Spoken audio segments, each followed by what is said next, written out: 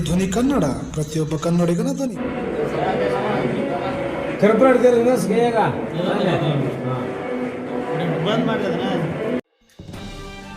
ಅಯೋಧ್ಯೆಯಲ್ಲಿ ಶ್ರೀರಾಮಮೂರ್ತಿ ಪ್ರಾಣ ಪ್ರತಿಷ್ಠಾಪನೆ ಅಂಗವಾಗಿ ಕೋಗನೂರು ಗ್ರಾಮದ ಆಂಜನೇಯ ದೇವಸ್ಥಾನದಲ್ಲಿ ವಿಶೇಷ ಪೂಜೆ ಸಲ್ಲಿಸಲಾಯಿತು.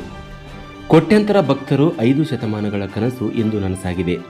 ದೇಶಾದ್ಯಂತ ಭಕ್ತರೆಲ್ಲರೂ ವಿವಿಧ ರೀತಿಯ ಕಾರ್ಯಕ್ರಮಗಳನ್ನು ಹಮ್ಮಿಕೊಂಡು ತಮ್ಮ ತಮ್ಮ ಭಕ್ತಿಯನ್ನು ತೋರಿಸುತ್ತಿದ್ದಾರೆ.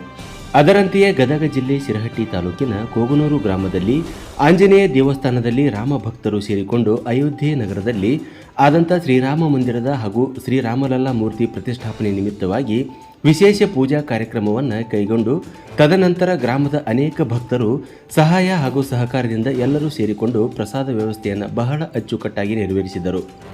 ಈ ಕಾರ್ಯಕ್ರಮದಲ್ಲಿ ಗ್ರಾಮದ ಯುವಕರಾದ ಶರಣಬಸವ ಚೆನ್ನೂರು, ಗ್ರಾಮ ಪಂಚಾಯಿತಿ ಸದಸ್ಯರಾದ ವೀರಭದ್ರಗೌಡ ಪಾಟೀಲ್, ಹನುಮಂತಪ್ಪ ಬರ್ಮಣ್ಣವರ್, ರಾಜೇಸಾಬ್ ನದಾಬ್, ಸಣ್ಣರಾಮರೆಡ್ಡಿ ರೆಡ್ಡರ್, ಬಸವರಾಜ್ ಬೂದನೂರು, ಪ್ರಭು ಮೇಲಿನಮನಿ, ಡಾಕ್ಟರ್ ಮುತ್ತು ಕುರುಗುಂದ, ಮಂಜಪ್ಪ ಬೂದನೂರ್, ಕುಮಾರಸ್ವಾಮಿ ಹಿರೇಮಠ್ ಇನ್ನೂ ಅನೇಕ ಭಕ್ತರು ಈ ಸಂದರ್ಭದಲ್ಲಿ ಉಪಸ್ಥಿತರಿದ್ದರು.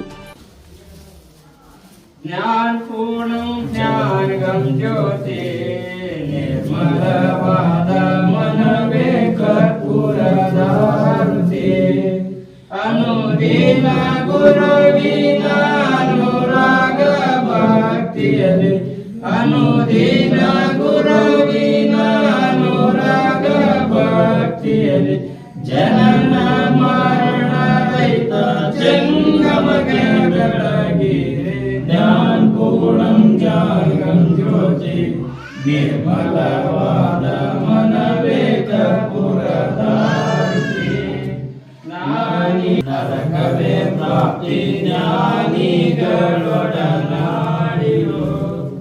ಈ ವಿಷಯದ ಲಿಂಗಕ್ಕೆ ಈ ವಿಷಯದ ಜನ್ಮ ಹಿಂದುಳಿದ ಲಿಂಗಕ್ಕೆ ದೇವನೇ ಗತಿಯೆಂದು ಮನ ಒಪ್ಪಿ ಬೆಳಗಿರೆ ಜ್ಞಾನ ಪೂರ್ಣಂ ಜಾಗಂ ಜ್ಯೋತಿ, ನಿರ್ಮಲವಾದ ಮನವೇ ಕರ್ಪೂರದಾರುತಿ, ಅಷ್ಟವರ್ಣದ ಸ್ಥೂಲವು ಮಾನವ ಜನ್ಮ ಹುಟ್ಟಿ ಬರುವುದು ದುರ್ಲಭವು, ಪಟ್ಟಾನು ಶಿವ